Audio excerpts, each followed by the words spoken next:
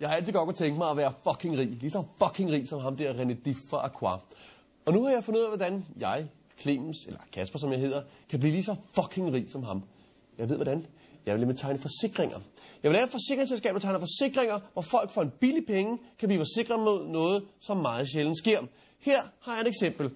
Du kan tegne en forsikring for 8.000 kroner. Koster den så sikrer den dig mod, at hvis du kommer gående, og en meget stor hund ånder ned på dig, så du taber din taske, der ryger ned i en spand hagekors, der står på en vippe, som fjedrer et cembalo på fuld tryk op i en flitsbue og skyder dig i ansigtet. Sker det, får du pengene 2 gange tilbage. Godt.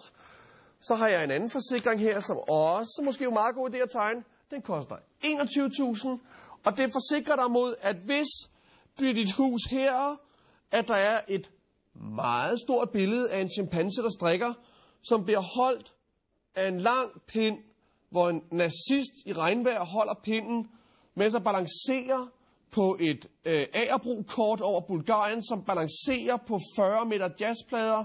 Hvis det bliver væltet af et kastet landgangsflyt, så får du dine penge 60 gange tilbage, og det er ikke så let. Så det er måske også en meget god idé at sikre sig på den led, og jeg bliver fucking rig. Så er der den sidste ting her, som jeg synes, du skal. Den koster 140 kroner og en lille indgangsbøn til dig om at komme ind i mit selskab.